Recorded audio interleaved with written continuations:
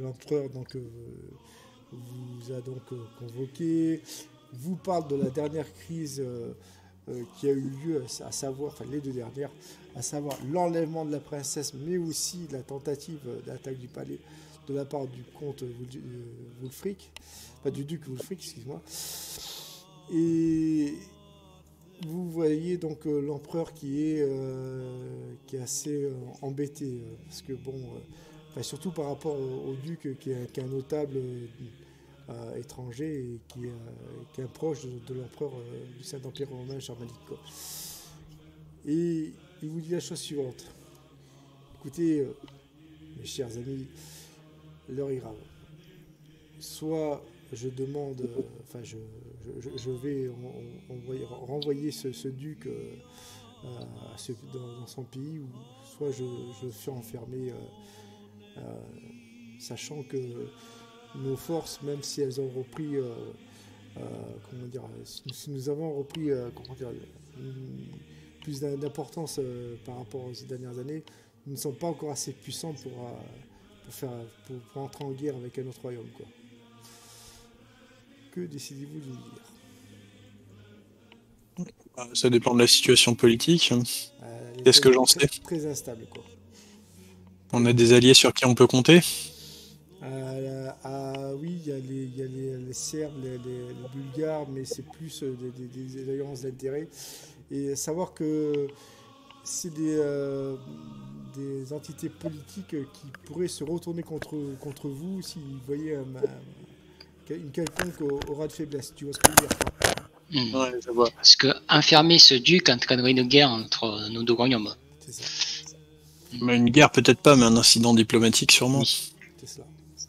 Au niveau des otages, on a des otages de leur royaume? Enfin, des invités de marque, à part ce Euh, duc. ouais, il y a l'évêque Steiner qui pourrait être un otage, mais à part ça, c'est les deux seules personnes enfin, qui De pourraient. la famille impériale. Voilà. Et le Saint-Empire, il est en mesure de... On croit qu'il est en mesure de mener une guerre contre nous ou... Oh, ils sont plus forts de leur pouvoir, quoi. Mais Ouais, mais est-ce que s'ils mobilisent une armée, il y a des tensions internes chez eux? Est-ce qu'ils peuvent mobiliser une armée dans la situation où ils sont? Est-ce que vis-à-vis de leurs voisins, ils peuvent se permettre d'engager un conflit? oui, dans la mesure où il y a une accalmie entre le Royaume de France et le Saint-Empire, et pour l'instant, il n'y a pas de tension entre ces deux royaumes. Donc, du coup, Nous sommes d'accord, nous parlons que d'un duc qui a abusé de l'alcool, qui a voulu attaquer le palais, puisqu'il était plus en capacité, qu'il était plus capable d'être conscient de ce qu'il faisait. exactement. Donc je pense qu'il est plus judicieux de peut-être passer sous silence cet événement, qui nous ont pas risqué de déclencher guerre juste parce que un de ces étrangers n'est pas en capacité de se tenir. Passer sous silence, et comme ça permettra à lui de garder son honneur, et il ne soit peut-être Rodolphe de cela. Comment tu dis Euh, oui. Vas-y. Pardon. Non, vas-y, Valérie. Je t'en prie. J'avais d'autres questions. Les relations de l'Empire byzantin, nous on est les Byzantins, hein. Tout à fait. Les relations des Byzantins avec le Royaume de France. Euh, on va dire que c'est les Français qui ont, comment dire, créé les empires latins, en fait, ils avaient comme qui ont envahi Constantinople il y a quelques années de cela. Et c'est par la force des armes que l'empereur a pu reconquérir euh, donc Constantinople. Donc en fait, on va dire qu'ils sont pas très homophoques, quoi. Et, dernière question, un duc a attaqué le palais. Il l'a attaqué tout seul, il a envoyé ses hommes. Ouais, juste une petite escouade, il n'y avait pas toute l'armée, quoi. Bah, je suppose que le duc il se balade pas non plus avec une armée, il a dû se balader avec ses gardes, mais on sait pourquoi il a essayé d'attaquer le palais? Ouais, parce qu'en fait, non, mais il était réellement ivre-mort, et comme c'est quelqu'un qui est connu pour être sanguin, et donc du coup, c'est pour ça que lors d'une crise d'ivrognerie, il s'est mis à attaquer le palais, quoi. Il n'a pas donné d'autre explication, quoi. Et à l'heure actuelle, il est juste assigné à demeure. Il est dans une prison, quoi. Ah, il a carrément été mis en geôle. Ouais, qui a mis en geôle, quoi. Bon, pas une geôle de troufion, on va dire, c'est vraiment la geôle de luxe, quoi. Enfin, tu vois ce que je veux dire, quoi. C'est plus une chambre avec un garde devant. Exactement, quoi. Ok. Du coup, je vois un petit peu mieux la situation. Quelles sont les relations du duc avec la famille impériale, avec ceux qui sont au pouvoir, en fait, dans le Saint-Empire germanique? En fait, il y a donc, il est très, très bien implanté, mais sachant qu'il a quand même des rivaux qui aimeraient bien le voir disparaître, un peu comme dans chez tous les Oui, conquérants. Donc, mais ce que je voudrais surtout savoir, c'est est-ce qu'il fait partie de l'opposition au pouvoir ou est-ce qu'il fait partie des vassals les plus fidèles de l'empereur? c'est plus Du Saint-Empire. la deuxième version, quoi, Ok, donc il fait partie des favoris. des vassaux de l'empereur. C'est ça. Est-ce que sa disparition saperait un petit peu le pouvoir Ah ben carrément. dans le Saint-Empire? Ah oui, carrément, quoi. Ça pourrait même créer de grandes tensions au niveau de tout ce qui est organisation politique et voire même créer de nouvelles velléités de prise de pouvoir à l'intérieur, quoi. Ouais, moi je dis que le jeu en vaut la chandelle. Alexia, de ton côté, qu'en penses-tu? Parce que c'est quand même toi qui es la ministre des Affaires étrangères, quoi. Moi, je réfléchis à tout ça et votre éminence, si vous voulez que je m'occupe personnellement de cette affaire, je suis volontiers prête à vous servir pour cette cause. Effectivement, ce serait fâcheux d'avoir un nouvel incident politique, surtout que ce n'est pas vraiment le moment d'avoir ce genre d'incident diplomatique. Mais il faudrait voir quel type d'action on pourrait faire par rapport à ça, pour une solution éventuelle. À ces mots et à ces conseils, l'empereur passe sur un autre sujet beaucoup plus délicat cette fois-ci. Il vous explique que sa fille, donc la princesse Eudoxie, a été enlevée par deux hommes qui font partie de deux délégations différentes. Le premier, le chevalier Zygmunt Offenbach, qui faisait partie donc des hommes qui auraient attaqué le palais et qui, par conséquent, en plus, a enlevé la princesse. Et Sarrazin, du nom de Salem ibn Farouk, qui lui fait partie d'une délégation turque, qui, elle, à part le fait qu'il ait été, dirait-on, pris à la fois en train de tenter d'entrer dans le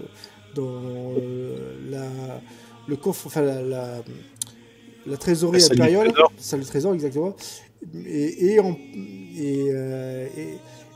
donc du fait qu'il est, on va dire, plus ou moins aidé donc Zygmunt à s'évader, faisant de lui donc par conséquent son complice. Donc du coup ça crée une double tension au niveau des relations à la fois envers les Turcs et envers les Teutons. Donc voilà, quoi. Alors, même question que pour le Saint-Empire germanique, nos relations avec les Turcs, leur capacité militaire, leur capacité à nous nuire. Alors les Turcs, c'est simple, ils font tampon actuellement contre les Mongols, hein, même si les Mongols au final finiront non pas par les battre, mais par presque les assimiler, quoi. Et là, pour l'instant... Ça, on le sait ou on le croit? Ah, vous le savez. Ok. Vous le savez, donc vous avez toutes les informations, vous n'avez aucun souci, quoi. Et surtout, le plus important, c'est que pour l'instant, même si les Seljouks, là, parce qu'on n'est pas encore aux Ottomans, ne sont pas aussi puissants qu'au XVe siècle, c'est, on va dire, une force à en devenir qui est pour l'instant, on va dire, presque un allié, quoi. Donc voilà. Et l'Empire, du fait qu'il ait repris Constantinople et qui cherche à avoir des alliés, n'est plus comment dire, en capacité de protéger, on va dire, l'Europe des invasions barbares, quoi. Ouais, globalement, les Turcs, c'est pas une menace pour l'instant. Pour l'instant, non, c'est pas une menace, quoi. Même si on se doute bien qu'à terme, Ils feront pas tampon éternellement. Exactement, quoi. Oui, bon, à la limite, je serais pour demander réparation. Mais si je résume bien, en fait, on a un Turc qui voulait piller la salle du trésor. Il s'est retrouvé allié avec un teuton qui, lui, a enlevé la princesse. Exactement.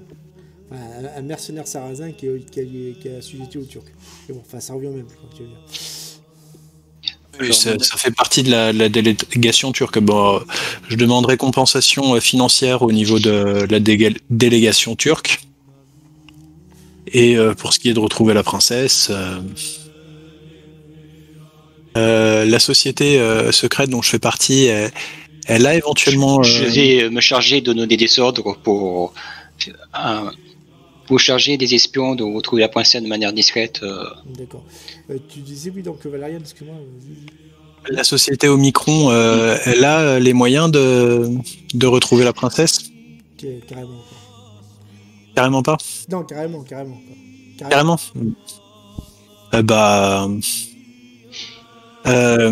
Il y a mon chef ici.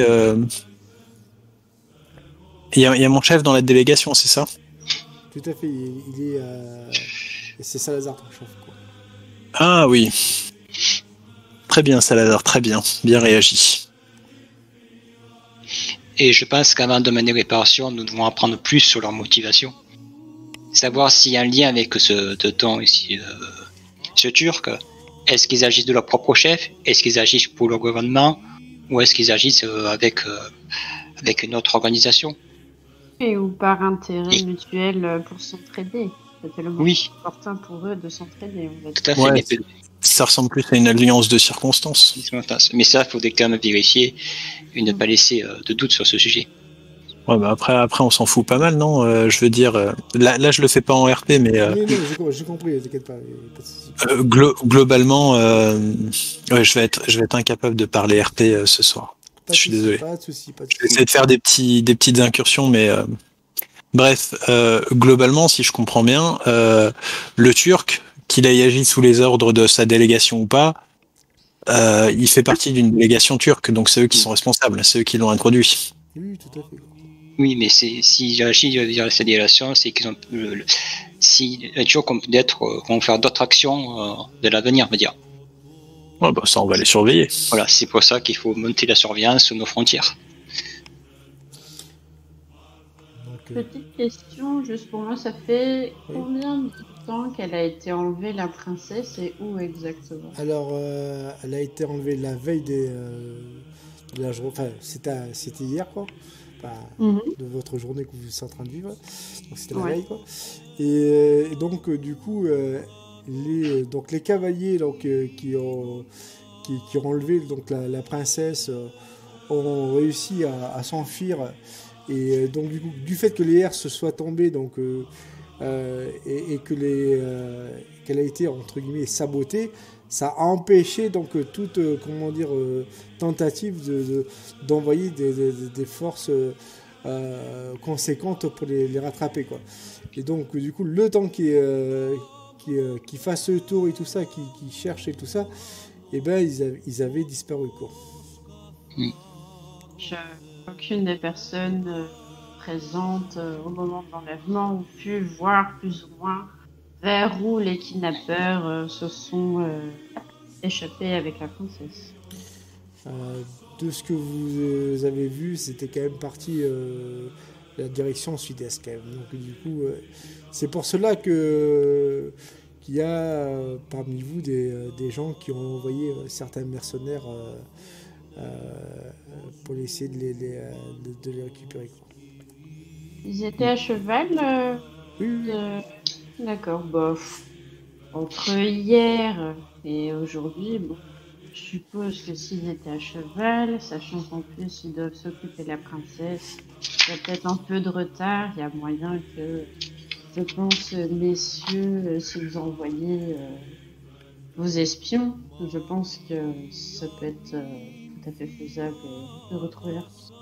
Oui, mais voilà qu'ils agissent de manière discrète, sans être trop visible. Puis si on a des espions disséminés dans tout notre territoire, qui pourront nous tenir informés de leur position.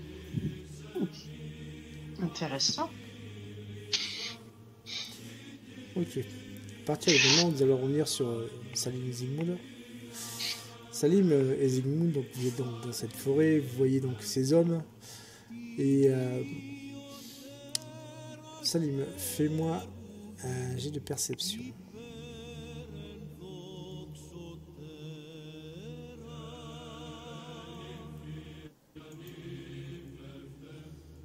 Alexa, est-ce que tu pourras parler plus fort ou plus près de ton micro? On t'entend pas très bien. Oui, pas de souci. Merci. Ok, Moi, je vais monter son. Il est déjà au max, justement. donc du coup, ça a passé, Salim. Ouais. Ok. Donc tu vois donc un de ces hommes qui a une dizaine de mètres de ta position, et tu vois qu'il a certains symboles cabalistiques qui sont tatoués au niveau de son front, dont un que je vais montrer. Et tu reconnais le même symbole qui est tatoué au niveau de Doxy, quoi. Eudoxie. La princesse. Elle s'appelle Eudoxie? Oui. Et c'est historique parce qu'elle s'appelait réellement Doxy, la princesse.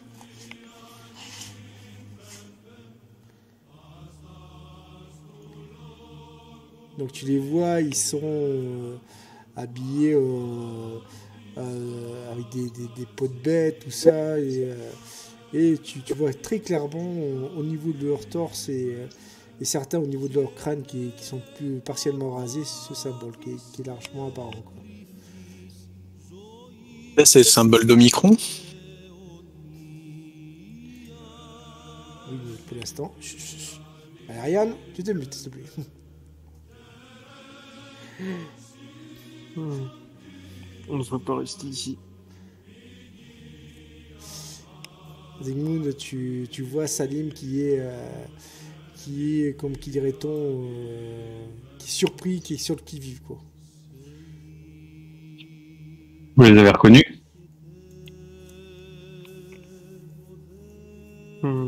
Pas vraiment, mais un signe distinctif plutôt. C'était pas des chevaliers teutoniques? Non, je sais pas encore trop à quoi ça correspond, mais... Faut pas... Les chevaliers teutoniques, ça facile à reconnaître. Si vous avez vu, ils ont une grosse croix. Hein? C'est facile à reconnaître, ils ont une grosse croix sur leur armure. C'est pas ça que je parle. Vous parlez de quoi?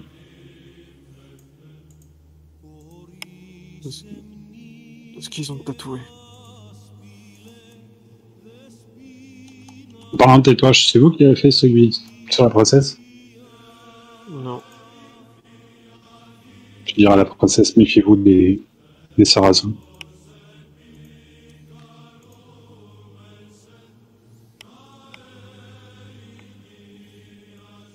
Je pense que la réponse se trouve au palais. Il faut réussir à y retourner discretos. Je vais te montrer l'image en message privé, quoi.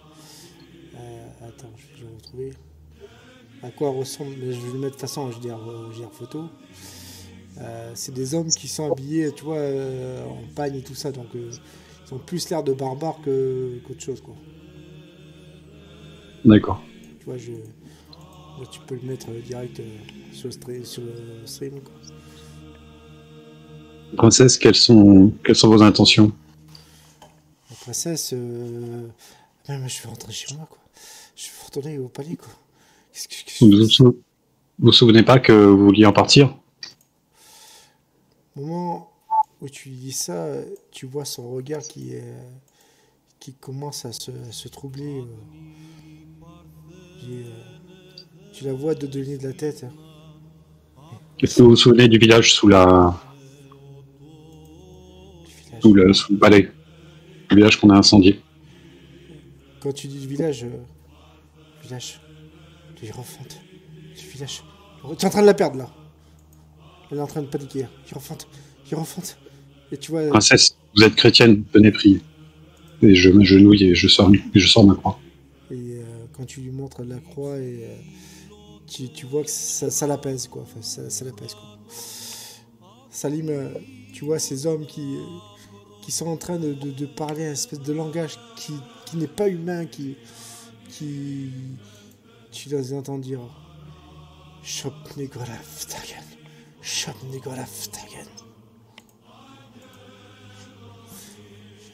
Ils sont mais désormais à 5 mètres de toi.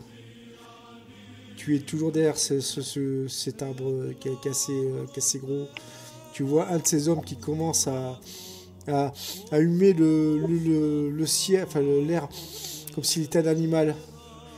Et il commence à donner des ordres à ses comparses. Et vous les voyez commencer à faire une sorte de technique d'encerclement. Ils vous ont repéré. Est-ce que j'ai entendu ce qu'il a dit? Exact. Est-ce que j'ai reconnu par rapport à ce qu'avait dit mon évêque? Exactement. C'est exactement la même chose, quoi.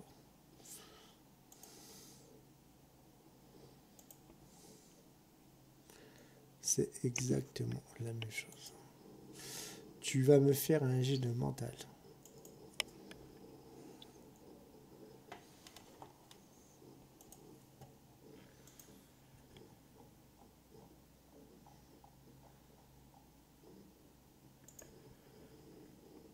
Mental, 73. Ça ne passe pas. Et tu es troublé, tu te rencontres, excuse-moi, que l'évêque que tu pensais pourrait être un saint homme, tu commences à imaginer, à entrevoir plutôt l'idée qui pourrait être un hérétique, un apostat.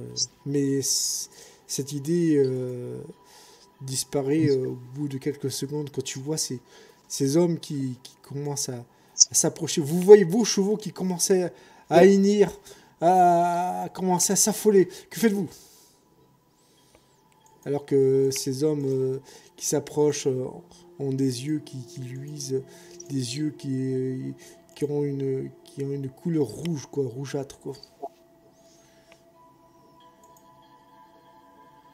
Moi, je fais signe qu'il faut qu'on se barre. Et je me dirige vers mon destrier. Ils sont envoyés par l'évêque.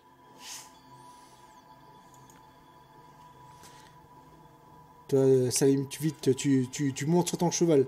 Tu commences à serrer la bride. Toi, Zygmunt, tu vois donc la princesse qui commence à être en état catatonique. Elle tremble. Tu as ton cheval à côté de toi, tu as à ta gauche. Tu as la princesse à droite. Que vas-tu faire? Le cheval, il est presque sur le point de partir. Je vais retenir la bride du cheval. J'ai de force.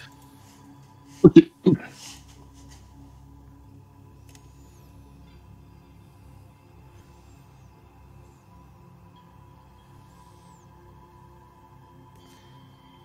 Je ne fais pas. J'ai de force, s'il te plaît. Attends, je suis pas sur le nom. Ah, excuse-moi, désolé.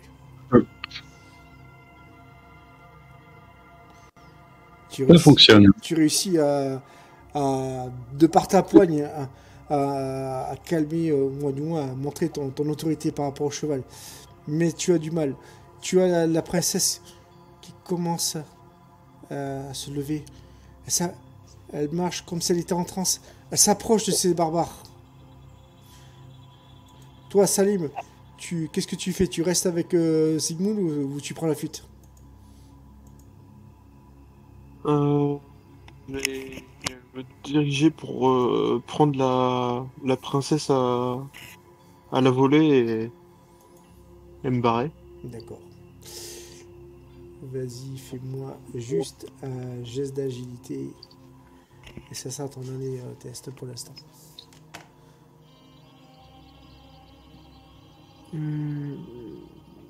Ah, ça rate. Tu es sur le... Tu montes sur ton estrier. Tu es sur le point de l'attraper. Et au moment où tu étais sur le point de l'attraper, tu la vois qui tombe sur le côté. Donc ton cheval, il fuit. Il s'arrête pas. Bon, en même temps, faire un crayon qu'un cheval, c'est un peu compliqué. Et donc, du coup...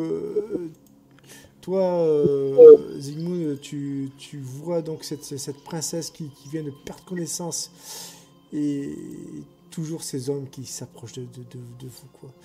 Et Salim qui malgré lui n'a plus trop le contrôle de sa monture qui est en train de paniquer en courant à bras battus, quoi. Zygmunt, tu es désormais seul face à ces hommes, quoi. Je peux leur parler en allemand. Et tu leur parles en allemand. Voilà. Est-ce que vous avez des nouvelles de l'évêque? Il semble ne pas t'écouter. Un de ces hommes commence à parler et tu vas me faire un jet d'intelligence.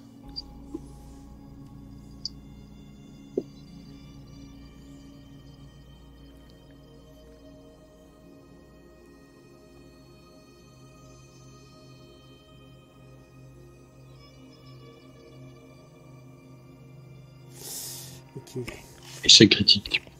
Au moment où tu essaies donc de déterminer la langue dont ils font usage, tu ne comprends pas. Pour toi, c'est carrément c'est de l'hébreu, c'est du chinois, tout ça, et ça te fait mal à la tête et tu tombes par terre, le genou au sol, et tu as donc toujours ces hommes qui avancent de manière inexorable vers toi.